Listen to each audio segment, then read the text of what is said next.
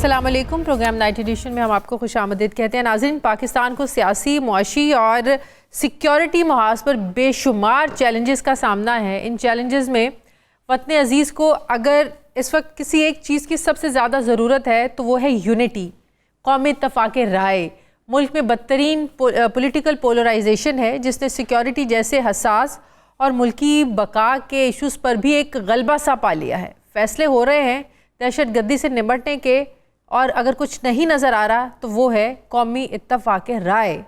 PTI payroll पर इमरान खान की रिहाई की शर्त रखती है जिस पर हुकूमत लचक दिखाती है, ना PTI इजलास में आती है, यानी कौमी इत्तफ़ाक़ राय है ही नहीं। सिर्फ यही नहीं, KPK से लेकर बलूचिस्तान में लगी दहशत गर्दी की आग को बुझाना कैसे है, हल सियासी मुज़ाकरात हैं या मिलिट्री ऑपरेशन, इस पर भी हुक्मरान इत्तेहाद और अपोजिशन में एक कौमी इत्तफ़ाक़ राय नहीं है, कोई एक नुक्ते पर मुत्तफ़िक नहीं है। अब चेयरमैन पाकिस्तान पीपल्स पार्टी बिलावल भुट्टो ज़रदारी ने हुकूमत और अपोजिशन के दरमियान नसालसी कराने की ऑफ़र की है कि जो जमातें कौमी सलामती के इजलास में नहीं आईं उन्हें पीपल्स पार्टी इंगेज करने के लिए तैयार है। मतलब कि बिलावल भुट्टो ज़रदारी ये पॉजिटिव काम करने के लिए तैयार हैं, जिस पर हुकूमती अहदेदारों का मानना है कि अगर बिलावल भुट्टो PTI को मनाने में कामयाब हो जाते हैं तो दोबारा इजलास बुलाया जा सकता है। अब बिलावल भुट्टो बतौर सालिस डेडलॉक तोड़ने में कामयाब होते हैं या नहीं, इससे पहले अहम सवाल ये है कि क्या PTI उन्हें बतौर सालिस कबूल भी करेगी या नहीं, क्योंकि जनरल इलेक्शन के फौरी बाद भी बिलावल भुट्टो ज़रदारी ने एक पेशकश की थी कि पीपल्स पार्टी और PTI मिलकर हुकूमत बना सकते हैं, लेकिन अडयाला जेल से बिग नो आया था। दूसरा अहम नुकता यह है कि इस वक्त हुक्मरान इत्तेहाद और अपोजिशन के दरमियान जो एक बदएतमादी की दीवार चीन खड़ी है, यही बदएतमादी हमें हुकूमत और PTI के मुज़ाकरात के वक्त भी नज़र आई थी। तो क्या बिलावल भुट्टो के पास इतनी स्पेस और इतना मैंडेट है कि वो नाराज़ अपोजिशन जो है उसको मना सकें या फिर सालिस बनकर अडयाला जेल जाकर इमरान खान से मुलाकात कर सकें? दूसरी तरफ बिलावल भुट्टो ज़रदारी एक ऐसे वक्त में हुकूमत और PTI के दरमियान सुलह सफाई की बात कर रहे हैं जब उनकी अपनी जमात यानी पीपल्स पार्टी की केनाल मंसूबे को लेकर वफाकी हुकूमत से एक टसल चल रही है और सिंध में एहतजाज भी हो रहे हैं। तनाज़े की वजह पाकिस्तान ग्रीन इनिशिएटिव के तहत निकाली जाने वाली नहरें हैं, जिनका मकसद चोलिस्तान की लाखों एकड़ बंजर ज़मीन को ज़राअत के काबिल बनाना है। वफाकी हुकूमत इस मंसूबे को खुशहाली और ज़रई इनकलाब से जोड़ती है, उस नज़र से देखती है, लेकिन पाकिस्तान पीपल्स पार्टी इसे सिंध को बंजर करने के मंसूबे का नाम देती है। पीपल्स पार्टी ये कहती है कि सिंध अपने हिस्से के पानी में से एक कतरा भी नहीं देगा, जबकि वफाकी हुकूमत और पंजाब का ये मौक़िफ़ है कि नई नहरों को पंजाब अपने हिस्से से पानी देगा। इस पर पीपल्स पार्टी का एतराज़ तो बनता ही नहीं है। पीपल्स पार्टी का ये मानना है कि सूबों में पानी की तकसीम का तनाज़ा हो तो मसला मुश्तरका मफादात काउंसिल में डिस्कस होता है, लेकिन हुकूमत ये इजलास बुलाने से कतरा रही है। इसी महीने पार्लियामेंट के मुश्तरका इजलास से खिताब में सदर आसिफ ज़रदारी ने भी वफाक से किनाल के मंसूबे के एक तरफ़ा फ़ैसले पर इस पर भी उन्होंने का एतराज़ सामने आया था, उन्होंने शिकवा किया था। अब ये ख़बरें भी और दावा सामने आ रहा है कि जिस किनाल मंसूबे पर आवाम में जाकर पीपल्स पार्टी एतराज़ उठा रही है, उसी मंसूबे की सदर ज़रदारी 8 जुलाई 2024 को ऐवान सदर में होने वाले ग्रीन पाकिस्तान इनिशिएटिव इजलास में उसूली तौर पर मंजूरी दे चुके हैं। सिर्फ यही नहीं, तब सदर साहब ने नई नहरों के लिए वफाकी और सूबाई हुकूमतों से मुसलसल और बर वक्त फंडिंग का भी कहा था। अब सवाल उठ रहा है कि अगर वाकई ज़रदारी साहब ने सदर पाकिस्तान ने असूली तौर पर मंजूरी दी थी तो पीपल्स पार्टी क्यों इस मंसूबे की मुखालफत कर रही है, या सिर्फ सियासत हो रही है, सियासत को चमकाया जा रहा है, या ये भी तासुर है कि पीपल्स पार्टी सिंध में अपना वोट बैंक कायम रखने के लिए इस नहरी मंसूबे पर सियासत कर रही है? किस हद तक दुरुस्त है ये जेस्चर, ये तासुरात मैं बात करूँगी। मुझे ज्वाइन कर रहे हैं शर्जील इनाम मेमन साहब हैं, पाकिस्तान पीपल्स पार्टी के सीनियर रहनुमा हैं, वज़ीर इत्तलात सिंध हैं। अस्सलाम वालेकुम, बहुत बहुत शुक्रिया शर्जील मेमन साहब आपका। शर्जील मेमन साहब, इसमें तो कोई दो राय नहीं है, बिलावल भुट्टो ज़रदारी साहब ने बहुत अच्छी और बड़ा पॉजिटिव जेस्चर दिया है, बावजूद इसके कि पाकिस्तान पीपल्स पार्टी ने जब पहले भी इलेक्शंस के बाद ये कहा था कि मिलकर हुकूमत बनाते हैं और बड़ा बिग नो आया था और इनकार किया था पाकिस्तान तहरीक इंसाफ ने, एक बार फिर से जो कोशिश करना चाह रहे हैं चेयरमैन साहब, क्या इसके लिए कुछ काम शुरू हुआ है, कोई कमेटी बनी है, किसी के ज़िम्मे पार्टी में लगाया है बिलावल साहब ने ये काम? बिस्मिल्लाह, शुक्रिया जी। मैं समझता हूँ जी पीपल्स पार्टी का बहुत ही क्लियर स्टांस रहा है। पीपल्स पार्टी चाहती है मुल्क में इस्तेहकाम हो, मुल्क में तमाम पॉलिटिकल पार्टीज बातचीत करें आपस में, कोई भी जो लाइन ड्रॉ जो होती है वो नहीं होनी चाहिए। और आपने अपने इंट्रो में ही कह दिया, आई एम रियली थैंकफुल कि जब ये 2024 के इलेक्शंस हुए थे तो पीपल्स पार्टी की सीसी का पहला मैसेज ये था कि हम पीएमएलएन और पीटीआई दोनों से बातचीत करेंगे और फिर हम आगे जाएंगे हुकूमत आदि के अमल में। लेकिन पीटीआई की तरफ से नो हो गया तो दे आर नॉट इंटरेस्टेड। पहले दे वर नॉट इंटरेस्टेड, अब का मुझे पता नहीं कि उनके इस वक्त क्या स्टांस है, लेकिन अभी भी चेयरमैन बिलावल भुट्टो ज़रदारी साहब यही चाहते हैं कि मुल्क में वो पोलराइजेशन जिसकी शुरुआत पाकिस्तान तहरीक इंसाफ ने की उसका खात्मा हो।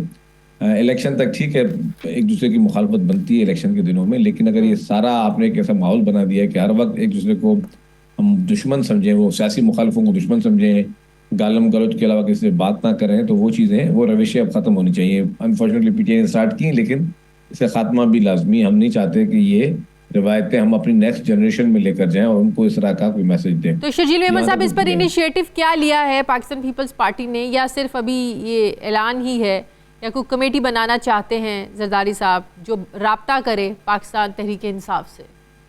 देखिए, अभी तक तो जहाँ तक मेरे इल्म में कोई कमेटी वगैरह ऐसा नोटिफाइड नहीं हुई है, लेकिन अगर लीडरशिप ने बात की तो डेफिनेटली उनके जहन में कोई इस तरह का प्रपोजल डेफिनेटली होगा और सियासत में बातचीत के दरवाजे बंद नहीं होने चाहिए। तो अभी तो मेरे ख्याल ये its primary stage, preliminary stage है, और जब ये थोड़ा और एडवांस हो जाएगी सिचुएशन तो पता चल जाएगा कि जी एग्जैक्टली किस तरह उनसे रब्ता किया जाएगा सारे उन स्टेक होल्डर्स से, जिस सबको एक मेज़ पे बिठाया जा सके और मिल बैठकर चीज़ों को आगे लेकर जाए। इन तमाम स्टेक होल्डर्स में जाहिर है पाकिस्तान तहरीक इंसाफ एक बड़ी जमात, एक बड़ी अपोजिशन जमात, इस हकीकत से इनकार नहीं जिसको लीड करते हैं इमरान खान। तो क्या इमरान खान से भी मुलाकात, जाहिर है बहुत से ऐसे मामलात हैं जिस पर सबका इकट्ठा बैठना बहुत ज़रूरी है, जिसमें दहशतगर्दी एक बहुत बड़ा चैलेंज है जिसे पूरा पाकिस्तान इसको इस वक्त फेस कर रहा है, एक बड़ा चैलेंज बनी हुई है। तो जाहिर है पाकिस्तान तहरीक इंसाफ को उसमें भी सपोर्ट करना चाहिए दहशतगर्दी के ख़ात्मे के लिए, तो उनका बैठना बड़ा ज़रूरी है। तो क्या किसी मौके पर, किसी स्टेज पर यह चीज़ ये काबिल गौर है कि अगर इमरान खान से भी मिलना पड़ा बिलावल साहब को तो उसमें कोई गुरेज नहीं किया जाएगा? देखिए जी, मैं समझता हूँ कि पीपल्स पार्टी वाहिद जमात है जिसमें प्रेसिडेंट आसिफ जरदारी साहब हों या चेयरमैन बिलावल भुट्टो जरदारी साहब हों, उन्होंने कभी भी, मैंने कहा कि लकीरें नहीं खींची। उन्होंने कभी नहीं कहा, ना कभी बयान दिया कि मैं कभी ज़िंदगी में जो है इमरान खान से बात नहीं करेंगे, इमरान खान से बातचीत नहीं हो सकती है। जहाँ तक आपने दहशतगर्दी की बात की, यस, दहशतगर्दी के वाक़यात हुए और ये भी बहुत ही अफसोस की, सदमे की बात है। और एक क्वेश्चन मार्क है कि आज तक मुल्क में जितने बड़े दहशतगर्दी के वाक़यात हुए हैं, कभी भी आपने इमरान खान की तरफ से दहशतगर्दी के वाक़यात की मजम्मत नहीं सुनी होगी। मैं जा रहा हूँ 2007 के एंड दिसंबर में, 27 दिसंबर को जब मोहतरमा बेनज़ीर भुट्टो साहबा को शहीद किया गया, पूरे पाकिस्तान से अच्छे ने, बुरे ने, दोस्त ने, दुश्मन ने, सब ने, पूरी दुनिया से जो है पैगामात आए हमदर्दी के, ताज़ियत के। ये वाहिद शख्स था इमरान खान जिसने ना ताज़ियत का पैगाम किया, ना जिसने आज दिन तक जाके प्रेसिडेंट आसिफ जरदारी साहब के पास जाके या मोहतरमा बेनज़ीर या चेयरमैन बिलावल भुट्टो जरदारी साहब के पास जाके कभी कोई फातह पढ़ी हो या दुआ की हो। जहाँ तक आपको भी याद होगा, मुझे भी याद है, अगर याददाश्त कमज़ोर हो आप ज़रूर दुरुस्त कीजिए, जब धरना दिया था इन्होंने, आपको याद होगा 2014 में, और एपीएस का वाक़या हो गया था, उसी वाक़े को लेकर उसकी मजम्मत करते हुए या पूरी कौम से पूरे यकजहती करते हुए इन्होंने, आपको याद होगा, धरना ख़त्म कर दिया था। तो इसका ये मतलब तो नहीं है कि ये दहशतगर्दी को सपोर्ट करते हैं या इन्हें दुख नहीं होता, तकलीफ़ नहीं होती, या दहशत गर्दी के वाक़यात पे इन्हें अफसोस नहीं होता। तो वो आपको भी याद होगा कि वो जो इनका धरना था वो तब इन्होंने पोस्टपोन कर दिया। थोड़ी तस्दीक कर देता हूँ आपको उसमें। प्लीज। पहले तो मैं वाक़यात बताऊँ कि पहले बात कर रहा था कि जितनी भी तालिबानाइजेशन हुई, आपने कभी तालिबान के खिलाफ कोई बयान नहीं देखा होगा। कितने वाक़यात हुए, अफसोसनाक वाक़ये हुए, अंदोनाक वाक़ये हुए। अभी कोयटा बलुचिस्तान में ट्रेन का वाक़या हुआ, कोई मजम्मत, कोई उनकी फैमिली का कुछ भी नहीं। जब आपने जो बात की, धरना उन्होंने ख़त्म किया था। अब वो धरना जिसके कहने पे लगाया था इमरान खान ने, जिसके उंगली पे जो एम्पायर की उंगली के इशारा करते थे ना, उसी एम्पायर ने बोला कि अब उससे कंटेनर से उतर जाओ, अब बहुत हो गई। तो वो कंटेनर पे चढ़े भी एम्पायर की उंगली की वजह से थे और उतरे भी एम्पायर की उंगली की वजह से थे। तो वो हकीकत इमरान खान की वो ये है, वो ये नहीं कि कोई बहुत बड़ा उसूली शख्स था जिसने कोई उसको दुख हुआ और उसने कोई जो है वो किया। उसके बाद कितने बयान चले, आपने वो बात की एपीएस वाली, एपीएस के बाद तालिबान के खिलाफ कितने बयान दिए इमरान खान ने, मुझे आप निकाल के दे दें आपको। कितने दफा तालिबान को कंडेम किया। वो तो तालिबान के मदरसों को फंडिंग करते हुए नजर आए, वो तो तालिबान को पाकिस्तान में दफातर खुलवाने के लिए नजर आए, जिन्होंने चुन चुन के मासूम बच्चों को, हमारे मतलब खवातीन को, हमारे लीडरान को, हमारे पॉलिटिकल लीडरशिप को, हमारे जवानों को, हमारे फौजी जवानों को, सबको जिन्होंने शहीद किया, बेगुनाह लोगों को बाजारों में, मस्जिदों में, इमाम बारगाहों में जिन्होंने हमले किए, उनको एक में बयान दिखा दें पीटीआई की लीडरशिप का कि उन्होंने बहुत बड़ा मजम्मत की, वो बोला कि हम इनको इनके साथ उनको सख्ती से निपटा जाए, तो एक बयान दिखा दें, वो चीज़ ही नहीं है। लेकिन ऐसे माहौल में भी क्या सालसी हो सकती है जब एक तरफ आप जैसे सियासतदान जो हैं, बिलावल भुट्टो जैसे सियासतदान सालसी की बात कर रहे हों और नून लीग से उठ कर लोग ये कह रहे हों कि पीटीआई जो है वो ये क्या यकजहती का इजहार करेंगे, इन तालिबान का कोई एक हमला बता दें, किसी हमले में कभी भी पीटीआई का कोई बंदा जो है ना वो जाँ बाग नहीं हुआ, उस पर किसी ने हमला नहीं किया। तो ये बातें क्या ऐसे माहौल में जब पूरी कौम को इकट्ठा होना है, ये कोई जमात क्यों चाहती है कि अगर हमारा एक मरा है उसके भी 2 मरने चाहिए, उसके 2 मरे उसके 4 मरने चाहिए? तो ये सोच आगे नहीं बढ़ने देगी। नहीं, मैं कहता हूँ खुदा ना खास्ता अल्लाह करे वो किसी दोस्त का भी ना मरे, ना किसी दुश्मन का भी मरे। पाकिस्तान में क्या, दुनिया भर में कोई भी बेगुनाह शख्स जो कि किसी की औलाद है या जिसकी कोई औलाद है उसको नहीं मरना चाहिए। खासतौर दहशतगर्दी के वाकयात में, बाकी जिंदगी मौत तो अल्लाह के हाथ में है, इन दहशतगर्दी वाकयात में पूरी दुनिया में किसी को भी नहीं मरना चाहिए, वो तो सबका एक अकीदा है। लेकिन जहां तक आपने बात की, देखिए एक जमात जो कि इनकरेज करती हो या कहती हो जी इनको फंडिंग देना, मुझे बताएं, ये उन मदरसों को फंडिंग देना, पीटीआई की गवर्नमेंट ने बाकायदा गवर्नमेंट के पैसे दिए हैं उन्होंने फंडिंग की, उसकी वजह क्या थी? और वो मदरसे जिनके लिए बाकायदा कॉन्ट्रोवर्शियल रहे, फिर उनके दफातर खुलवाना, उनके लिए उनसे बातचीत करने की बातें करना, ये सारी चीज़ें जो हैं ये एक हिस्ट्री करेगी। लेकिन यस, मैं कहता हूँ अगर चले डिस्पाइट नोइंग दैट कि जी ये फैक्ट है, उसके बावजूद हम चाहते हैं कि इन सबको हम कायल करें कि ये बुरे को बुरा बोले, अच्छे को अच्छा बोलें, दहशतगर्द को दहशतगर्द बोलें। और अगर ये इस खुशफहमी में है यस कि जी हम अगर कोई हार्श बयान नहीं देंगे दहशतगर्दों के खिलाफ तो हम पे अटैक नहीं होगा। लेकिन जब ये आग लग जाएगी खुदा ना खासा तो फिर छोड़ेगी किसी को नहीं। ये कोई खुशफहमी में ना रहे कि ठीक है आज मैं दहशतगर्दों के खिलाफ बयान नहीं दूंगा तो मेरा घर बच जाएगा। अगर आग लगी तो घर सबके जो है जलेंगे, ये किसी घर बचेगा नहीं। तो ये इस तरह की खाम ख्याली बेवकूफ़ी ये पीटीआई की लीडरशिप करती हुई आई है। और मैं समझता हूँ कि अगर दहशतगर्दी का कोई शिकार वाकई अगर पाकिस्तान में हुआ तो वो पाकिस्तान पीपुल्स पार्टी हुई है। लेकिन तहरीक इंसाफ ये समझती है कि जब उन्हें पॉलिटिकल स्पेस ही नहीं मिल रही, बात कौन करेगा? लोगों को उठा के जेलों में डाला गया। इमरान खान आज भी जेल में है, ज़ाहिर है उनके नज़दीक तो इमरान बेकसूर हैं। और इनके जो सीनियर लीडर्स हैं, शाह महमूद कुरैशी हैं, यू नेम इट, बहुत सीनियर लीडर्स जो हैं वो आज भी जेलों में कैद है। डॉक्टर यास्मीन राशिद एक बड़ी मिसाल हैं, एजाज चौधरी साहब एक बड़ी मिसाल हैं, और बड़े सियासतदान। तो कहते हैं ऐसे माहौल में क्या इनसे बात हो, क्या हमसे ये तवक्को रखते हैं कि एक तरफ आप हमसे बात करना चाहते हैं और चाहते हैं कि मुल्की मसाइल के हल के लिए हम आपको अपनी सपोर्ट दें, जब आप हमें कोई स्पेस नहीं देंगे, हमारे लोगों को उठा के जेलों में डालेंगे, तो हमसे क्या एक्सपेक्ट करते हैं आप लोग? देखिए जी, एक तो जेल में हमने नहीं डाला, ये आपको पता है। और पीपल्स पार्टी की तो हिस्ट्री रही, जब प्रेसिडेंट आसिफ जरदारी साहब रहे हैं 2008 वाली गवर्नमेंट, तब उसमें एक भी कोई पॉलिटिकल प्रिजनर नहीं था। लेकिन इमरान खान के दौर में यस, मुझे याद आ गया, इमरान खान के दौर में बहुत लोग रहे हैं। प्रेसिडेंट आसिफ अली जरदारी साहब को अरेस्ट किया गया, मोहतरमा फरियाल तालपुर साहब को अरेस्ट किया गया, आगा सिराज दुरानी को अरेस्ट किया गया, खुर्शीद शाह साहब को अरेस्ट किया गया, मुझे अरेस्ट किया गया, बेशतर लोग हम लोग अरेस्ट हुए वो इमरान खान के कहने पर हुए। नहीं, दौर उनका था, जैसे दौर आज आप लोगों का है, आज वो लोग जेलों में है। दौर होना अलग बात है, किसके कहने पर गिरफ्तारियां हुई ये अलग बात है। तेरे इसमें मैं रहता हूँ ना, राना सनाउल्लाह साहब जिन्होंने कोई बयान दिया था इमरान खान साहब के बारे में जो कि उनको नहीं देना चाहिए था, मेरी उसमें एक डिफरेंट राय है। वो उनको थोड़ा पर्सनल बयान दिया था, तो उसके बाद जो हीरोइन डाल दिया तो वो तो किसी और ने नहीं किया, वो तो इमरान खान साहब की जाती ख्वाहिश थी। शहरयार अफरीदी हमारे मेरे प्रोग्राम में भी बारहा ही आकर कह चुके हैं कि ये उन्होंने नहीं किया था। तो अगर उन्होंने नहीं किया तो फिर कल में क्यों पढ़ रहे थे असेंबली की फ्लोरों पे और टॉक शोज पे और प्रेस कॉन्फ्रेंसों में? अगर मेरे मिनिस्ट्री में कोई और बंदा काम करके जाता तो मुझे तो कल में नहीं पढ़ूंगा। तो भी तो सबसे बड़ा मुनाफिक शख्स होगा माजर हाश बैठ के कि जो कलमा पाक पढ़ रहा हो, अल्लाह ताला का नाम लेके कस्में उठा रहा हो कि जी ये बात जेन्युइन हुई है, और आप बोले कि मेरा नहीं था किसी और का बस था।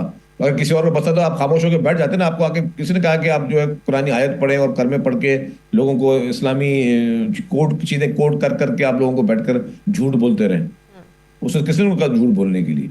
हाँ, अगर आप में इतने गट्स थे, या तो आप बोलते आप गट्स नहीं थे, गट्स से तो बोलते भाई ये गलत किया हमने, और इन्होंने ही किया था ये बात, क्योंकि मैंने इसलिए पूरी बात की एक तसलसल बनाया कि राना सनाउल्लाह साहब ने एक स्टेटमेंट दी थी जो कि उनको शायद मेरे हिसाब से वो नहीं देनी चाहिए थी, वो क्योंकि वो थोड़ा पर्सनल मामला था, जिसके बिना पर उसके तीसरे चौथे दिन जो है या उसके कुछ दिनों के बाद ये फैसला हुआ और उस पर उनको जो है उनको इस सिलसिले में उठाया गया। तो उस वक्त तो इमरान खान साहब की हुकूमत थी, और अगर इमरान खान साहब समझते कि उन्होंने नहीं किया, आपकी वाली बात, मैं आपकी बात को अगर यकीन मान लूँ कि ठीक है आप सही कह रही हैं कि उन्होंने नहीं किए, किसी और ने किए, तो फिर तो वो कठपुतली था प्राइम मिनिस्टर ना, वो माने कि जी मैं प्राइम मिनिस्टर था लेकिन हुकूमत कोई और चलाता था, मेरे बस में कुछ ये नहीं बात था, में वो माने। माना ना उन्होंने, वो कहते थे उन्होंने काम नहीं कर, उन्हें काम करने नहीं दिया गया, ये वो उन्होंने एडमिट वो किया।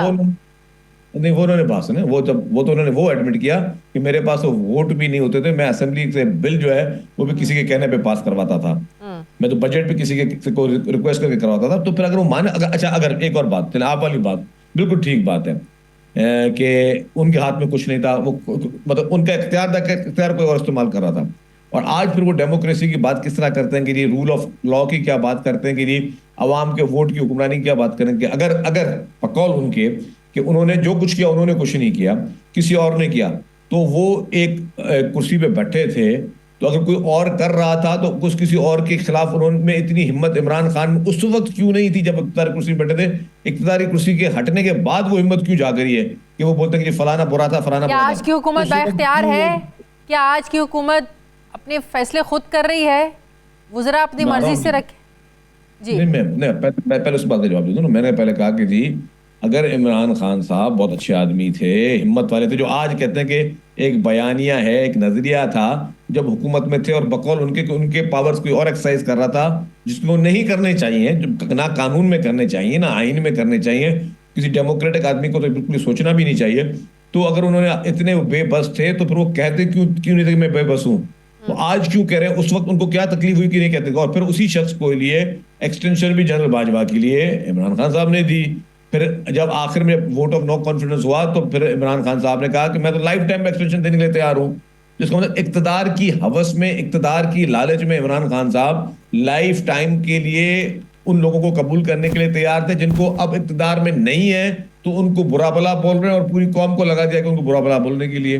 पहली बात। अब आपका दूसरा बात आई कि भाई क्या ये हुकूमत जो है वो बाख्तियार है या नहीं? देखिए जी, मेरा कोई काम नहीं कि किसी को लिए बोलूं कोई बाख्तियार है या नहीं। मुझे ये पता है कि इस वक्त प्राइम मिनिस्टर साहब जो हैं शहबाज शरीफ साहब, वो मुझे बाख्तियार नजर आते हैं। और अगर अगर नहीं में तो अगर वो नहीं है तो वो फिर तो वो भी उनकी ही बात है, अगर है तो उनकी बात है, उनका पीपुल्स पार्टी से कोई ताल्लुक नहीं है। पीपुल्स पार्टी की, यस मुझे पता है पीपुल्स पार्टी की सिंध में हुकूमत है, तो पीपुल्स पार्टी जो है वो अपने इख्तियारात को जो है इस्तेमाल भी करी, अपने इख्तियारात पे आवाज़ भी उठा रही है। जो कंट्रोवर्शियल चीज़ें हैं उसमें पीपुल्स पार्टी बावाज़ बुलंद अपनी चीज़ों को रेज भी कर रही है। तो केनाल मंसूबे को क्यों कंट्रोवर्शियल पाकिस्तान पीपल्स पार्टी बना रही है? हुकूमत यकीन दहानियाँ भी करवा रही है, लेकिन पाकिस्तान पीपल्स पार्टी के तहफ़्फ़ुज़ात बरकरार है अपनी जगह। देखिए, ग्रीन पाकिस्तान इनिशिएटिव प्रोग्राम में हमें जो जो अच्छी चीज़ें उसमें किसी में कोई एतराज़ नहीं है। कॉर्पोरेट फार्मिंग होनी चाहिए, ड्रिप इरीगेशन पे काश्त होनी चाहिए, बंजर ज़मीनों को आबाद होना चाहिए, जो कंटेम्प्टेड वाटर है उसको प्योरीफाई होकर उससे काश्त होनी चाहिए। मैं दो चार चीज़ें ऐड कर देता हूँ। मैं कहता हूँ जी क्लाउड सीडिंग भी होनी चाहिए, क्लाउड बस्टिंग भी होनी चाहिए। क्लाउड सीड पूरी दुनिया में चलती है, आप क्लाउड सीड्स करें, उससे आप पानी दें जिन जिन इलाकों में पानी नहीं है, कोई एतराज़ नहीं है। जहाँ तक बात है कैनाल्स की, कैनाल्स का बिल्कुल एक लाउड एंड क्लियर मैसेज है पूरे सिंध की आवाम की तरफ से, सिंध की हर पॉलिटिकल पार्टीज की तरफ से। सिंध असेंबली ने यूनानिमसली रेजोल्यूशन पास किया है जिसमें people's party, MQM, Jamaat Islami, PTI सब शामिल थे। फिर सदर पाकिस्तान मोहतरम आसिफ अली जरदारी साहब ने जब अपने ज्वाइंट सेशन से खिताब किया, उन्होंने कहा है कि मैं किसी भी इस तरह के कंट्रोवर्शियल प्रोजेक्ट की सपोर्ट नहीं कर सकता जिसके लिए सूबों में जो है वो बेचैनी हो या सूबों को एतराज़ हो। चेयरमैन पाकिस्तान पीपुल्स पार्टी बिलावल भुट्टो जरदारी साहब बेशतर कह चुके हैं कि वो कैनाल्स को सपोर्ट नहीं करते। चीफ मिनिस्टर सिंध जो है वो रोज़ाना कह चुके हैं, रोज़ाना कहते हैं, मुख्तलिफ औकात में कहा है कि हम कैनाल सपोर्ट नहीं करते। एज अ गवर्नमेंट का स्कूल में हम कह चुके हैं, मैं कह चुका हूँ कि जी कैनाल नहीं बनेंगे और कैनाल नहीं बनने देंगे। तो ये हमारी कैनाल के बारे में पूरी सिचुएशन है। ठीक है, और ये कायम है आप लोग इस बात पर नहीं बनने देंगे?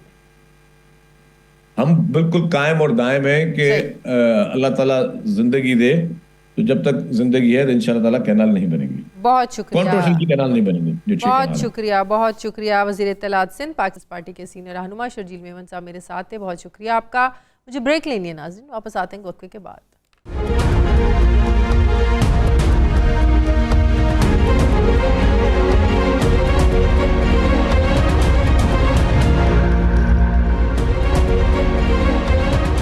ब्रेक के बाद एक बार फिर से आपको खुशामदीद कहते हैं नाजरीन। ग्रैंड अपोजिशन अलायंस के लिए तहरीक इंसाफ और JUI के दरमियान फासले कम होने से लग रहा था कि ईद के बाद हुकूमत इस मुमकिन इत्तेहाद से मुश्किल में पड़ सकती है, लेकिन मसला ये है कैन उसी वक्त वज़ीर आला खैबर पख्तूनख्वा अली अमीन गंडापुर ने मौलाना फजलुर रहमान के ख़िलाफ़ ज़बान खोली। उन्होंने कहा कि कौमी सलामती मीटिंग में इमरान खान हुकूमत किसने गिराई और असल मैंडेट चोर कौन है, उन्होंने सवाल किए मौलाना साहब से। मौलाना साहब ने उनके इन सवालों के जवाब नहीं दिए। वज़ीर आला अली अमीन गंडापुर के इस बयान पर न सिर्फ JUI ने सख्त रद्द-ए-अमल दिया बल्कि PTI के अंदर से भी आवाज़ें उठने लगी। अली अमीन गंडापुर ने यह भी कहा कि मौलाना फजलुर रहमान का कमाल ये है कि वो हर जगह फ़िट हो जाते हैं। उससे पहले CM KP के 26वीं आईनी तरमीम में भी मौलाना फजलुर रहमान के किरदार को नेगेटिव कह चुके हैं। ज़ाहिर है कि जब कदूरतें ख़त्म करने का वक्त हो, जब सुलह सफाई की बातें चल रही हों, एन उस वक्त जो है जब एक दूसरे के लिए मरने जीने के वादे भी हो रहे हों, एन उस वक्त उसी मौके में कोई उठकर सारी जो है वो लूडो ही उलट दे तो उसे क्या नाम दिया जाए? कॉन्शियसली कर रहा है, जानबूझकर किया जा रहा है? कौन है जो नहीं चाहता कि PTI और JUI के दरमियान हालात ठीक हों, दोनों एक ही प्लेटफॉर्म से तहरीक चलाएं? क्या ये तहरीक इंसाफ के अंदर से ही लोगों की साजिश है? इन बयानात के बाद JUI ने अपनी तोपों का रुख भी अली अमीन गंडापुर की तरफ कर दिया। JUI के तर्जुमान असलम गौरी का यह मानना है कि अली अमीन तहरीक इंसाफ और JUI के दरमियान फासले बढ़ाने की साजिश कर रहे हैं। उन्होंने PTI लीडरशिप को एक मशवरा दिया कि वो अपनी सफ़ों में मौजूद जो साजिशी हैं उन पर नज़र रखें, वरना ग्रैंड अपोजिशन में रुकावट से हुकूमत और गैर जमहूरी क़ुव्वतों को फ़ायदा होगा। नाजरीन, इमरान खान की क्लियर गाइडलाइंस हैं कि मौलाना फजलुर रहमान को साथ लेकर चलना है। सेक्रेटरी जनरल PTI सलमान अकरम राजा का मानना है कि गंडापुर के बयान से अगर मौलाना साहब की कोई दिल आज़ारी हुई है तो मामला हल कर लेंगे। ऐसे में सवाल उठता है कि ये डिसिप्लिन की कमी है या सियासी स्ट्रेटजी है, सियासी हिकमत अमली है? क्या कि आदि PTI मौलाना की गुनगाती है, वो मौलाना के साथ चलना चाहते हैं, एक ही प्लेटफॉर्म से तहरीक चलाना चाहते हैं, जबकि आधी PTI उन पर तनकीद करती है? क्या यही वजह है कि JUI और PTI के दरमियान मुमकिन इत्तेहाद की ट्रेन जहां रुकी हुई है वहीं रुकी रहेगी? दर्जनों मुलाकातों के बावजूद भी दोनों जमातों में अभी तक जो एक ट्रस्ट डेफिसिट है, जिसे हम बदएतमादी कहते हैं, ये ख़त्म नहीं हो सकी। एतमाद का मसला हल क्यों नहीं हो सका? क्या रुकावटें हैं, क्या बैरियर्स हैं? एक अहम नुकता ये भी है कि ये ख़बरें आई हैं कि JUI चाहती है कि अगर अपोजिशन इत्तेहाद बनता है तो वन मैन शो नहीं होगा, फ़ैसले होंगे मुशावरत से होंगे। हुकूमत से बात करनी है या ताकतवर हलकों के साथ बैठना है, इसका फ़ैसला भी मुश्तरका ही होगा। ऐसे में अली अमीन का ये दावा कि उन्हें बैक चैनल राब्तों से उम्मीद है कि जल्द ब्रेक थ्रू हो सकता है, तो सवाल यह है कि इस सारे मामले पर क्या PTI ने JUI को एतमाद में लिया है कि उन्होंने बैकडोर जो है ना वो राब्ते उनके चल रहे हैं, इस्टेब्लिशमेंट से बातचीत चल रही है, उनको एतमाद में लिया है? और अली अमीन गंडापुर साहब तो बड़े पॉजिटिव भी हैं, पुरुमीद भी हैं कि बात बन जाएगी। क्या उन्होंने एतमाद में लिया JUI को, या फिर हुकूमत से मुज़ाकरात और चीफ जस्टिस से मुलाकात की तरह PTI यहाँ भी सोलो फ्लाइट ही ले रही है? दूसरी तरफ दहशतगर्दी का मसला है, उस पर जो कौमी सलामती की मीटिंग हुई है वहाँ JUI जो है वो ज़रूर गई, मगर वो इसके एलामिये से मुतमईन है, ना ही कोई फ़ौजी ऑपरेशन चाहते हैं। ग्रैंड अपोजिशन अलायंस और कौमी सलामती को लेकर JUI कहाँ खड़ी है, वो क्या चाहते हैं? मैं सेनेटर कामरान मुर्तज़ा साहब मुझे ज्वाइन कर रहे हैं, उनसे पूछूंगी। अस्सलाम वालेकुम, बहुत बहुत शुक्रिया कामरान साहब, आपने वक्त दिया। कामरान साहब, एक अरसे का बड़ा इशू कि तहरीक चलाना चाहती है तहरीक इंसाफ भी, तहरीक चलाना चाहते हैं मौलाना साहब भी, फिर कोशिशें होती हैं कि दोनों जमातें एक प्लेटफॉर्म पर इकट्ठी हों, लेकिन फिर कोई ना कोई कहते हैं ना एमी शोशा छोड़ देना, वो तहरीक इंसाफ की तरफ से हमेशा होता आया है और अभी भी हो रहा है। तो इस माहौल में क्या तहरीक इंसाफ और PTI साथ चल सकते हैं, JUI साथ चल सकते हैं? सर, ऐसा है कि जब 26 अमेंडमेंट में मौलाना साहब ने इंगेज किया था PTI को, तो उस वक्त भी हम इनको मजाक से कहा करते थे कि अभी थोड़ी देर के बाद जो है वो ट्विटर पे आपने हमारी तारीफ करनी है या गाली देनी है। हमको अभी तक जो है ना, अगर हमने आपकी कोई आपकी फेवर की बात कर दी तो फिर जो है ना वो कोई और बात होगी, और अगर हमने कोई माना खराज था आपके अगेंस्ट चले गए तो फिर हमारी ट्रोलिंग शुरू हो जाएगी। तो अब भी जो है ना कभी कभी, बल्कि कभी कभी क्या अक्सर होता है, अली अमीन साहब जो है वो जुबान पे कंट्रोल नहीं कर पाते, या कंट्रोल शायद जानबूझ के नहीं करते। मुख्तलिफ तरह से मैसेजेस भी आते हैं और फिर उसके बाद जो है ना फिर कोई ना कोई नया शोशा छोड़ दिया जाता है। जाहिर है इस तरफ भी जो है जो बैठे हुए लोग हैं वो भी इंसान है, फिर अपना उनको भी अपने कायद की मोहब्बत होती है, वो कायद की मोहब्बत में वो भी जवाब दे देते हैं। मौलाना हालांकि खुद जो है वो सब्र करते हैं और जवाब नहीं देते, मगर बाकी लोग तो फिर वो स्टैंडर्ड के उस सब्र उनके पास स्टैंडर्ड का नहीं है, वो नहीं रोक सकते अपने आप को, तो फिर मामला मजीद बिगड़ जाते हैं। तो ये जो एतमाद का ना होना है, एतमाद का फुकदान होना है दोनों पार्टीज के दरमियान, ये भी जो है ना वो आपस में मिलने नहीं देता। तो ये कैसे खत्म होगा? ये ट्रस्ट डेफिसिट जो है, एतमाद की जो कमी है, ये जो खसारा है एतमाद का, ये कैसे कम होगा, ये कैसे खत्म होगा? क्या दोनों जानिब ऐसी कमेटीज नहीं बन सकती कि वो दोनों जमातों के लिए काबिल कबूल हों? मतलब कि जैसे गंडापुर साहब हैं, आप ना चाहें कि वो कमेटी में बैठे या उनसे बातचीत ही ना हो, इस तरह पीटीआई भी ये समझे कि जेयूआई से लोगों ने कमेटियां बनी हुई हैं, जी जी दोनों जी तरफ से कमेटियां, दोनों तरफ से कमेटियां मौजूद हैं, जेयूआई की तरफ से मैं हूं और उस तरफ से वो बात बिल्कुल ठीक है, लेकिन ऐसे लोगों की बातों को फिर अहमियत देकर मामला रुक क्यों जाते हैं कमेटीज होने के बावजूद? देखिए वो एक सूबे के चीफ एग्जीक्यूटिव हैं, वो फिर ऐसी बात कर देते हैं और फिर हिट भी डायरेक्ट मौलाना साहब को करते हैं। मेरे पे बात कर लें, गौरी साहब पे बात कर लें, मौलवी वासी पे बात कर लें, किसी अताउर रहमान साहब पे इवन बात कर लें, चले कोई चल जाता है, मगर मौलाना साहब पे बात करें फिर वो कारकुन भी बर्दाश्त नहीं करता, वर्कर जो है वो भी अनाय हो जाता है और फिर हम पे प्रेशर आता है कि आप क्या आपने बातचीत का जो है ना वो बखेड़ा डाला हुआ, ख़त्म करें इन बातों को, छोड़ें इसको। तो ये हम पे प्रेशर जो है ना वो बढ़ा देते हैं पार्टी के अंदर।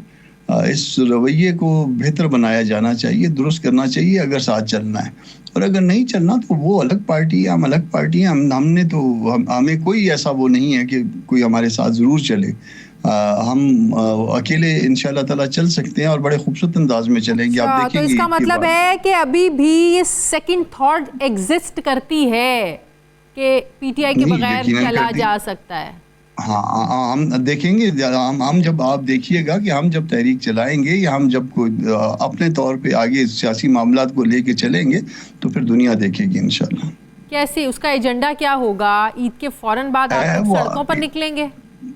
नहीं, सड़कों की अभी तक बात नहीं। हम अपने पार्टी के इदारों के बगैर जो है वो हम एक कदम भी आगे नहीं बढ़ा सकते। पार्टी के इदारे का इजलास बुलवा दिया गया, जनरल काउंसिल सेशन है 20th को, और 20th के साथ ही फिर उसके बाद प्रोग्राम शुरू हो जाएंगे और मौलाना का अपना एक स्टाइल है, उसके मुताबिक जो है ना वो फिर तहरीक को उठाते हैं। तो ये हमें कोई उसमें गंडापुर साहब जिस तरह से चलाना चाहे हमारे हमें कोई एतराज भी नहीं है, वो अपने तौर पे चले। इसमें तो कोई शक नहीं है, ये बात तो आपको भी माननी पड़ेगी और पीटीआई को भी। अकेला होता है, दो मिलके 11 बन जाते हैं, और अगर वाकई हुकूमत पर प्रेशर डालना है तो दोनों को साथ चलना पड़ेगा। ऐसा है कि पीटीआई के अगेंस्ट भी हम अकेले भी 11 थे इंशाल्लाह। अच्छा, लेकिन फर्क कोई नहीं पड़ा था? भी सब आपको फर्क कोई नहीं पड़ा था, उस वक्त भी सिर्फ लोग जलसों में शिरकत के लिए तशरीफ लाया करते थे। सही, लेकिन आप लोगों का मोटिव क्या है? इन तहरीक इंसाफ का तो एक मोटिव साफ नजर आता है कि नहीं, पॉलिटिकल एक तो स्पेस मिलनी चाहिए, इमरान खान बाहर आए, राइट?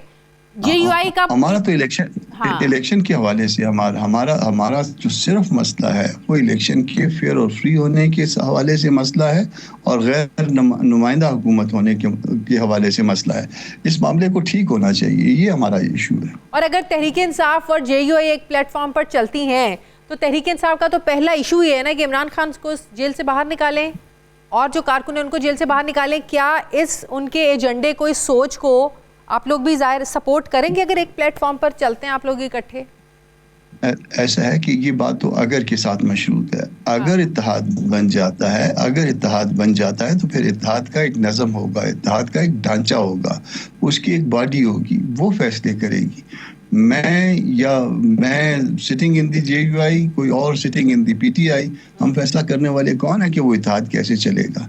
वो इत्तेहाद फिर वो अपनी मर्जी से चलेगा, उसका अपना नज़म उसका जिम्मेदार होगा, वो अपने मुशावरत के बाद अपना एजेंडा देंगे, अपना प्रोग्राम देंगे और उसके मुताबिक आगे बढ़ा जाएगा या बढ़ सकते हैं। जो एक गंडापुर साहब तो इस बात पे भी बड़ा कॉन्फिडेंट हैं कि इमरान खान तो सबको माफ़ करने के लिए तैयार हैं, वो सबको माफ़ करना चाहते हैं। माफ़ी एक तो अगर आपके इल्म में है तो हमारे साथ भी आप शेयर करेंगे कि आप PTI से कोई माफ़ी किसी ने मांग ली है? क्योंकि बैकडोर चैनल राब्तों की उन्होंने भी तस्दीक की है, वो कहते हैं कि बात हो रही है, बड़ा कॉन्फिडेंट है। देखिए हम तो बैकडोर राब्तों के हक में ही नहीं है, और ये बात भी हमने रखी है अपनी शराइत में कि कोई बैकडोर राब्ता ऐसा नहीं होगा कि कोई पार्टी जो है ना इत्तेहाद में होते हुए अपने तौर पे कोई बैकडोर राब्ते चला सके या रख सके।